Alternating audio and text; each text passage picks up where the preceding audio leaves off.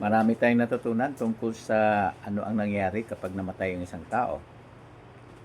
Ngayon man, baka maisip ng isa. Mayroon kasing sinabi si Jesus tungkol sa isang taong mayaman at ganyan din kay Lazaro, yung pulubi. Di ba? Maring babangon ang tanong na ganito. Itinuturo ba ni Jesus ang tungkol sa pagpapahirap sa mga balakyot o napakasamang tao pagkamatay nila? So magandang tanong yan. Maganda rin isa lang alang kasi nung nakaraan natalakay na natin na yung lawa ng apoy sumasagisag sa ikalawang kamatayan. Ito yung kamatayan na yung unang kamatayan kasi dala ng kasalanan na minanakiadan, di ba? Mamatay talagang tao, nagkakasakit, tumatanda, namamatay siya. Pero yung ikalawang kamatayan, ito yung wala nang pagkabuhay muli, hindi na siya muling bubuhayin. Hindi kagaya doon sa sinabi ni Jesus sa Juan 5:28-29 na lahat ng nasa libingan, hindi sila kabilang doon. Yung mga inihahagis dito, wika nga, yung nahatulan na ganun sa lawa ng apoy. Wala na silang pagkabuhay muli. So ito kasi yung sinasabing namimihasa, kasama din mga apostata na alam ng katotohanan, tinatalikuran pa rin ang kanilang natutuhan. Para si Satanas, dati siya na sa katotohanan, sabi ni Jesus, so 1:8:44, di ba? Sabi niya, hindi siya nanindigan sa katotohanan. Kaya ang mga apostata, kasama sila doon sa namimihasa sa kasalanan. So, ang tanong, itinuturo ba ni Jesus ang tungkol sa pagpapahirap sa mga balakyot o napakasamang tao pagkamatay nila? So, magandang talakayin yan. So, dagdagan pa natin yung pag-review ng nakaraan. Alam din natin ang kalagayan ng mga patay. Nalaman natin na ang mga patay ay wala nang alam. Ecclesiastes 9:5 at ganyan din sa Ezekiel 18:4, nalalaman natin na walang humihiwalay na kaluluwa sa isang tao pagkamatay niya. Sapagkat ang kaluluwang nagkakasala, ito mismo ay mamamatay. So, malinaw yon. Pero may binanggit si Jesus tungkol sa taong mayaman at kay Lazaro. At yan ang ulat na yan ay nasa Lucas 16:19-31. So maganda nga namang isa lang alang ang tekstong ito. Ang sinabi ba ni Jesus ay literal o isang larawan lamang ng ibang bagay? So magandang tanong yon. I-take up muna natin kung gawin nating literal yung sinabi ni Jesus. Halimbawa, dito sa 16:19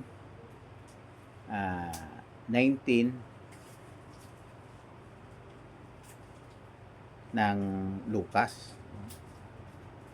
Lucas 16:19. Okay? May isang taong mayaman na nagsuot ng damit na purpura at lino. So may binanggit yan, mayroong mayaman na nakasuot. So yung pag-describe dito. At araw-araw siyang nagpapakasasa sa karangyaan. Mayaman talaga. Tapos sa 20, may isang pulubi na nangangalang Lazaro na laging dinadala noon sa pintuang daan niya. Puno ito ng sugat. Kawawa nga namang taong to, pulubi na puno pa ng sugat. At gusto nitong kainin ang mga nahuhulog mula sa mesa ng taong mayaman. May mga aso pa nga na lumalapit sa pulubi at hinihimod ang mga sugat niya. Pagkalipas ng panahon, namatay ang pulubi at dinala siya ng mga anghel sa translation ng King James Version sa sinapupunan ni Abraham. Ang taong mayaman naman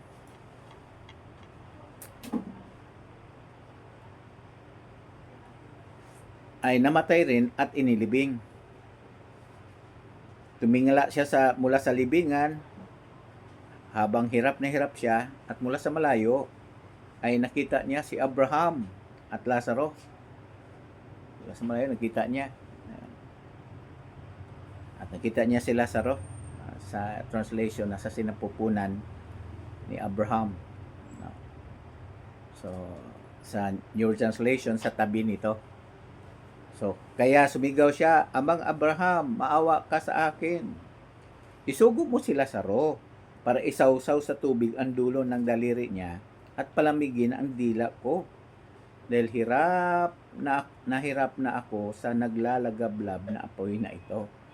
So, yun yung description, yun yung nabasa natin. Sinabi ni Jesus tungkol sa isang mayaman at sa isang pulubi. Ngayon, ano ang matutuhan natin mula dito sa bagay na yan? Literal ba ito o isa lamang pagpapaka o paglalarawan ng isang bagay? Magandang tanong siya. So, gawin na muna natin siyang literal. Gawin muna natin literal ang pagpapakahulugan. Kung gawin natin literal, makatuwiran kaya ito? O, tingnan natin.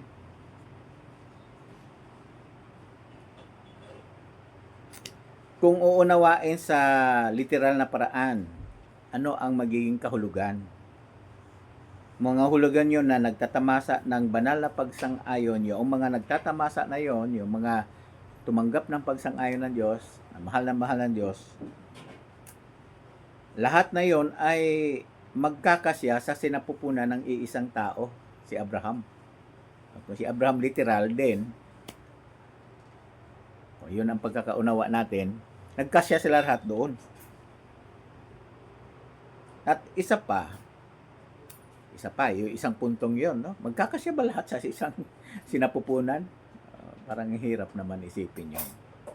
Ngayon, yung tubig naman sa dulo ng daliri ng isa, hindi mapapatuyo ng apoy ng Hades. Pwede ba yun? Yung dulo, yung tubig lang nasa dulo ng daliri, isang patak na yon. Hindi mo yan matutuyo. Di ba? Sa isang apoy, kapag mayroong yang naglalagablab yan, matutuyo kagad yan. Parang hindi naman makatuwiran, ano, kung gawing literal. At isa pa, yung isang patak ng tubig, isipin nyo, mapapaginawa ang isang naghihirap do. Kung gawing literal, parang di makatuwiran. Di ba? Hindi siya makatuwiran. Kung gagawin siyang literal. Salungat ito sa reasoning ng tao. Kung gagawin siyang literal. So, ang ibig sabihin yan ay hindi literal yung ibig sabihin ni Jesus sa kanyang binanggit. At maging ang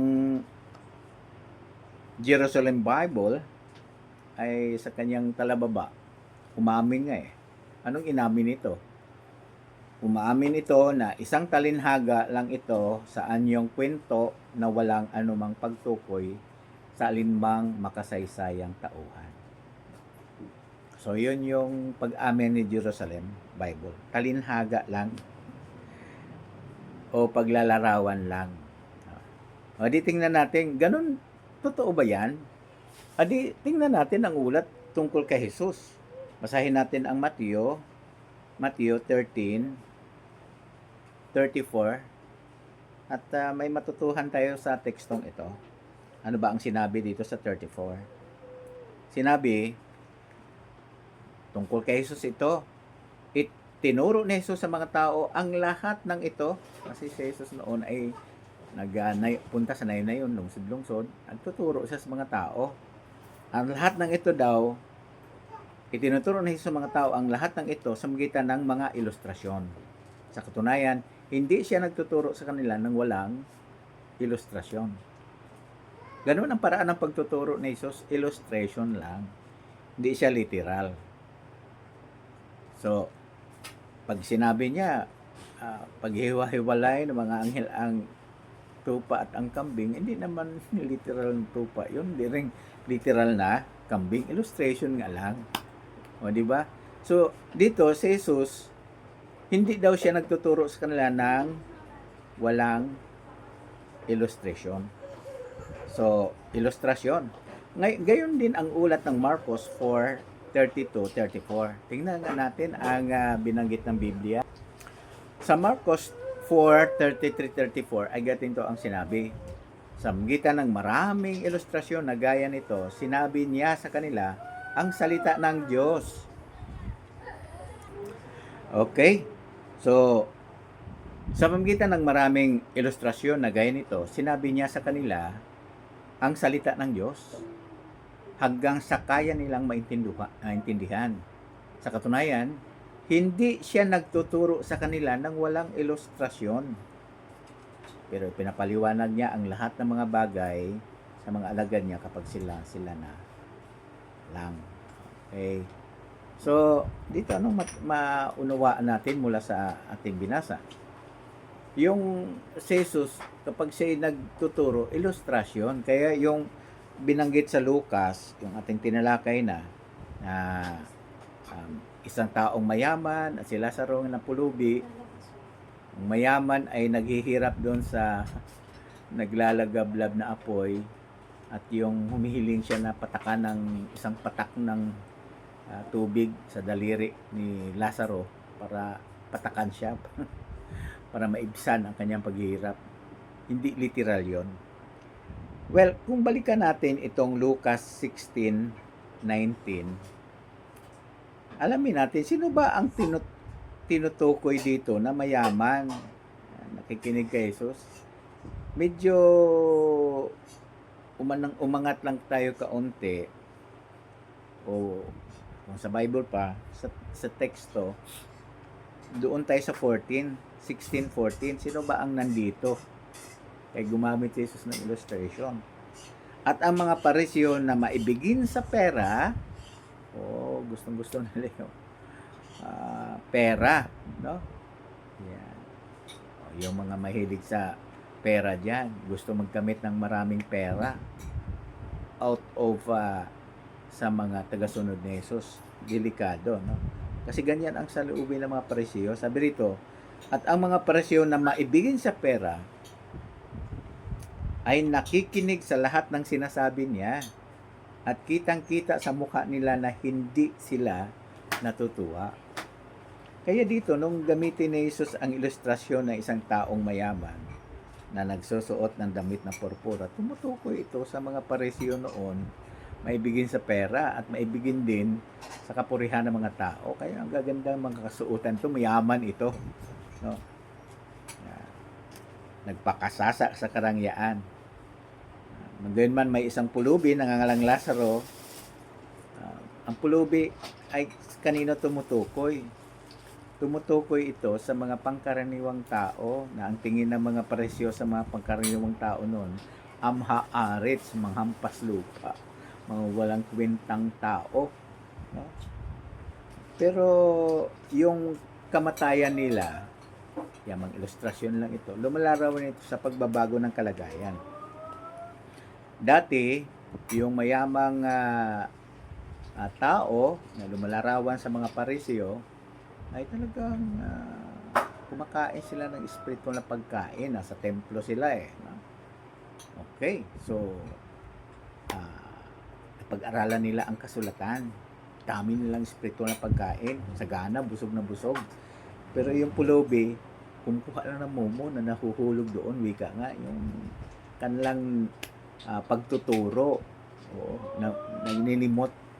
Pero yung kamatayan, yung pagbabago ng kalagayan, sapagkat ipinakikita na yung mga pulubi, na ito yung mga taong ordinaryong mga taong nakinig kay Jesus sa kanyang mga turo, ay tumanggap ng pabor ng Diyos. Nasa tabiwi ka nga, sa sinapupunan ni Abraham. Alam natin kanino tumutuko yung Abraham. Hindi din sa kaliteran na si Abraham kasi matagal nang patay si Abraham. At alam natin sa Ecclesiastes 9:5, ang patay ay wala nang alam. So paglalarawan lang. Bakit angkop si Abraham na lumalarawan sa Diyos na Jehovah? Diba si Abraham, inihandog niya si Isaac. Bagaman hindi natuloy yon, Yan ang pinagkukunang basihan ni Jehovah. Si Jehovah ang dakilang Abraham, nung ibigay niya ang kanyang anak sa Jesus, yun natuloy para sa ating kapakinabangan. Siya ang dakilang Abraham, ang Diyos na Jehovah.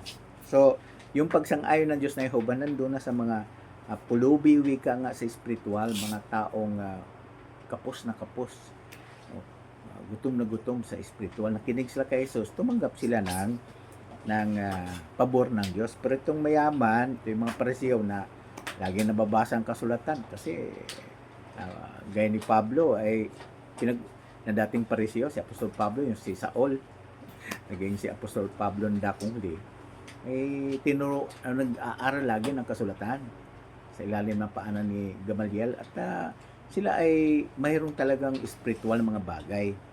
Unlike dito sa mga ordinaryong tao, wala. Pero nakinig sila kay Jesus. Oo. At sa gayon ay natanggap nila yung pagsang-ayon ng Diyos. Kaya, ano ang aral ating natutuhan mula dito? O illustration lang yon. Una, yung taong mayaman, mahibigin sa pera. Pag tayo ay gano'n na ang nagiging damdamin natin, lalo na yung mga nagtuturo ng salita ng Diyos, ang nasa isip na yung pera na kukunin at gustong kumuha ng pera sa mga tagasunod na laging tinatampok ang ikapo, yung pagbibigay ng 10% o pagbibigay sa Diyos ng pera, hindi yun. Hindi nagugustuhan ng Diyos yun. Gaya na sinabi ko na noon, yung ikapo ay walang pera na involved si ikapo. Noong unang panahon, yun ay yung mga unang bunga ng kanilang mga inani, kanilang bakahan, tupa, walang perang involved. Material ng bagay yon, hindi yung pera, financial. Ang financial, yung sa donation box na nasa templo, dakong huli. Kaya naghulog yung babae na byuda, liit na kusing na pinahalagahan ni Jesus. So, wala, no? Kaya i-rest nyo yun sa isip na gustong tumanggap ng kumuha ng pera sa mga nakikinig sa inyo. Oo, hindi dapat yon. Kaya dito, tumutukoy ito sa mga leader ng reliyon na may kasakiman na gustong makakuha ng financial na bagay mula pakinabang mula sa kanilang mga nasasakupan. Pero dito ang ating Panginoon Jesus, sabi niya, sila yung taong mayaman, no? Kanila tumutukoy yon. Ngayon ang pabor ng Diyos wala doon. Paano sila naghihirap sa apoy? Baka may tanong kasi dito, kasi sabi doon hirap na siya sa apoy. Well, ang paghihirap nila may kaugnayan ito sa nag-aapoy na mensahe na ibinibigay o ibinabahagi ng mga lingkod ng Diyos. May Jesus, no? Si Esteban noon, kaya galit na galit ang mga Pariseo kay Esteban at kay Jesus. Kasi gaya nito, mabigat ang mensahe, hindi lang matanggap. Baka mabigat na rin ang loob niyo sa akin kasi sinabi ko, ang taong mayaman na ito ay maibigin sa pera, nagpakasasa araw-araw. So, ang totoo niyan, ang pagtulong sa mga tao dapat libre. Yung mga saksi ni Jehovah ay libre naman nagtuturo sa mga tao. Walang bayad yan. Publication, walang bayad yan. Bible, wala din bayad. So, ang saloobin, talagang tumulong mula sa puso. Hindi nangangailangan ng financial na tulong mula sa iba para turuan sila. Walang ganun. Nagbabahay ang mga saksi ni Jehovah. Tanggapin nyo ang libreng pag-aaral sa Biblia. At muli, gaya na sinabi ko na, dumalaw kayo sa mga pagpupulong. Kung may makita kayong Kingdom Hall of Jehovah's Witnesses, mahalaga na tingnan nyo yung nakapaskil sa gate, anong araw, oras, welcome na welcome kayo. At tandaan, kapag kayo dumalaw, hindi naman kayo obligado mag-isaksi. Hindi, makinabang lang kayo sa spiritual na turo doon. So, makikinabang. O wala dong ika po. Wala din doong bibigyan kang sobre o kaya bulungan ka na magbigay ng pera para sa pagsamba. Walang ganun. Mayroong donation box, pero gaya na sinabi ko na, nasa sulok lang. Gustong pumunta, di okay. Kung hindi naman, di okay lang din. Pero ang pinakamahalaga, nandoon ka, nakikinig ka, at kung gusto mo pa nga mga bagay na mga tulong para makinabang ka, libreng Bible nandoon. May libreng publications. Libre lahat. Libre ang pagpasok sa Kingdom Hall. At kailanman walang pipilit sa iyo, walang magsabi sa iyo magpabautismo ka kasi nakatatlo o nakalima o nakasampung dalo ka na, hindi ganoon. Ang mga saksi ni Jehovah sistematikong nagtuturo sa mga tao at gamit ang aklat na masayang buhay magpakailanman. Kaya tanggapin nyo ang libreng pag-aaral sa Biblia. Libre yun. Kaya kapag kayo nag-aaral, malaman nyo ang katotohanan kasi sabi ni Jesus, ang salita ng Diyos ay katotohanan. 1:17. At pag nalaman nyo na yung katotohanan, anong sinabi niya sa 1:8:32? Di ba? I-quote ko siya. Ayan. Ang katotohanan ay magpapalaya sa inyo. Mapapalaya saan? Una, sa maling pagsamba sa Diyos. Maling paraan ng pagsamba. Malaman mo kasi ang tama. At mapalaya ka rin sa maraming mga turo na lumalapas tangan sa Diyos, gaya ng nag-aapoy o naglalagablab na impyerno, na doon ay inihagis ang masamang tao.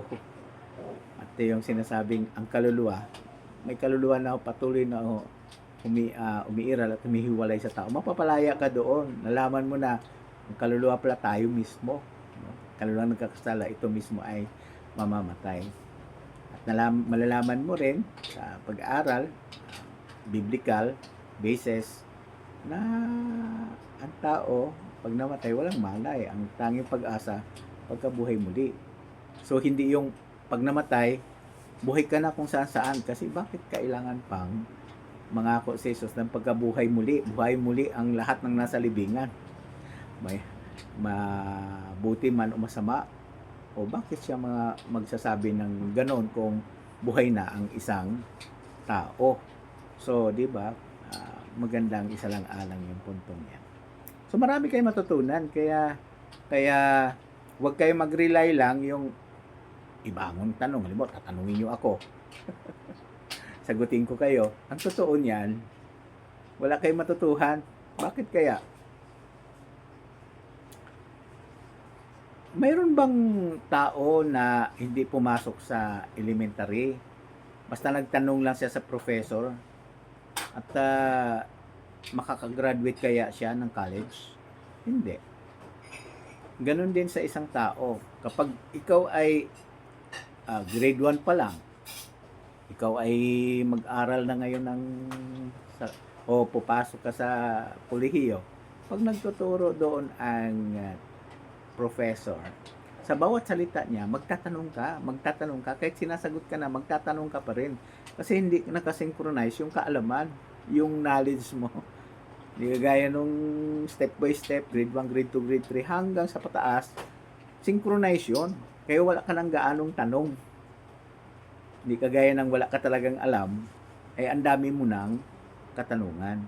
So, maganda mag-aral talaga ng sistematiko para matuto kayo. Muli, nakita na natin dito na illustration lang ito. Yung sa Lucas 16:19 to 31, illustration lang siya. Hindi ito literal. So, muli,